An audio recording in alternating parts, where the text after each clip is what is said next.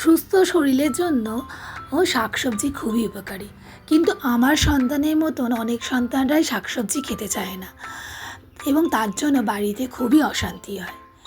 তাই আজকে আমি নিয়ে এসেছি লাউয়ের কোফতা কারি, যেটা খেয়ে বাচ্চা কেন বড়রাও বুঝতে পারবে না এটা লাউ দিয়ে তৈরি।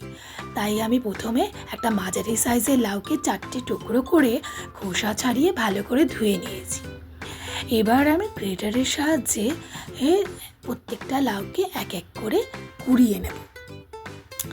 দেখো, আমি লাউগুলোকে কুড়িয়ে নিয়েছি। এবার তার মধ্যে আমি স্বাদ মতন নুন দিয়ে দেব এবং 1 চা চামচের মতন হলুদ দিলাম। দিয়ে আমি লাউগুলোকে ভালো করে মেখে নেব এবং একটু সময় নিয়ে যদি মেখে নিই তাহলে লাউটা মজে যাবে এবং লাউটা থেকে জল ছাড়বে। দেখো কতটা জল বেরিয়েছে। এবার আমি হাতের সাহায্যে লাউগুলিকে চিপে চিপে জল বার করে একটা আলাদা পাত্রে রেখে দেব। এক্ষেত্রে তোমরা ছাঁকনি ব্যবহার করতে পারো বা কাপড়ও ব্যবহার করতে পারো, তাহলে আরও ভালো করে জল বেরিয়ে যাবে। যতটা জল বার করার যায় ততটাই চেষ্টা করবে। এবং আমি এই জলটাকে ফেলবো না, এটাকে আমি একটা ছোট আলাদা পাত্রে রেখে দিয়েছি, এটা আমরা পরে ব্যবহার করব। এবার একটা বড় পাত্রে ওই কুড়ানো লাউটাকে নিয়ে তাতে এই কাঁচা লঙ্কা কুচি, একটু চিনি, একটু কাশ্মীরি লঙ্কার গুঁড়ো, গরম মশলা গুঁড়ো আর কিশমিশ কুচোনো দিয়েছি। তোমরা চাইলে কাজু বাদামও কুচো করে দিতে পারো। এবার আমি 3 চামচের মতন বেসন দিয়েছি। প্রথমে যদি লাগে তাহলে আমি পরে ব্যবহার করব। এবার আমি ভালো করে ওটাকে মেখে নিয়েছি। মেখে নিয়ে কড়াইতে তেল গরম করে নেব।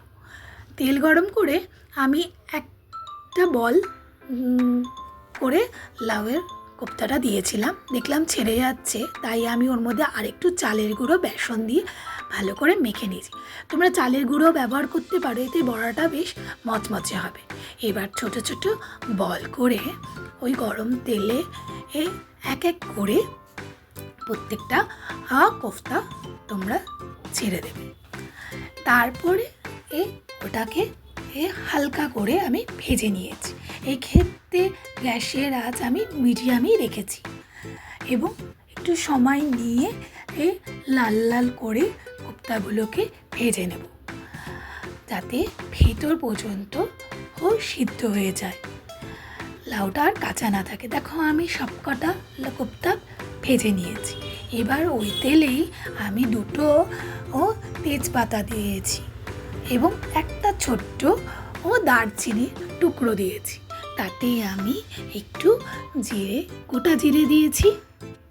গোটা জিরেটা একটু ভাজা হয়ে গেলে তাতে আমি আগে থেকে বেটে রাখা পেঁয়াজ, টমেটো আর কাঁচা লঙ্কা সেটা আমি দিয়ে দিলাম। দিয়ে আমি ভালো করে নাড়িয়ে চাড়িয়ে নেব। একটুখানি সময় নিয়ে নাড়িয়ে নিলে দেখবে ওখান থেকে তেল ছাড়ছে। তারপরে আমি তাতে আগে থেকে বেটে রাখা আদা রসুন বাটা সেটাও আমি দিয়ে দিলাম।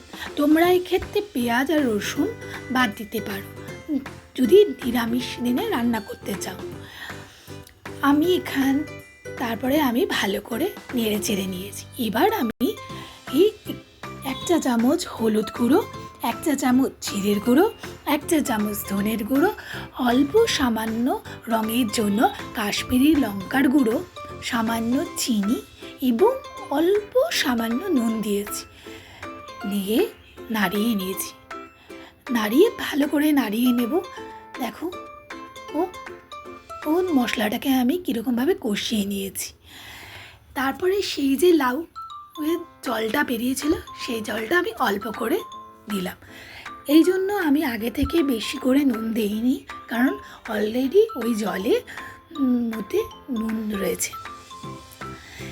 এবার আমি দই আর কাজু বাদাম আলাদা করে বেটে রেখেছিলাম সেটাও আমি দিয়ে দিলাম।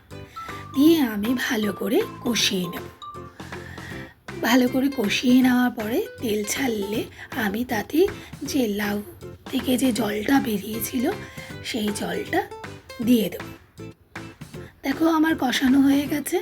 এবার আমি জলটা দিয়ে দিলাম। যদি মনে হয় আরেকটু ঝোল ডাকবে তাহলে তোমরা আরেকটু জল দিতে পারো। আমি এখানে অল্পই ঝোল রেখেছি, গ্রেভি রেখেছি। এবার দেখো ফুটে উঠেছে।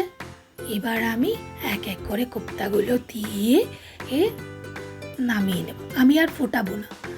এবার নামিয়ে নিয়ে ওপর থেকে কুচনো ধনেপাতা দিয়ে পরিবেশন করলেই রেডি আমাদের লাউয়ের কোফতা কারি।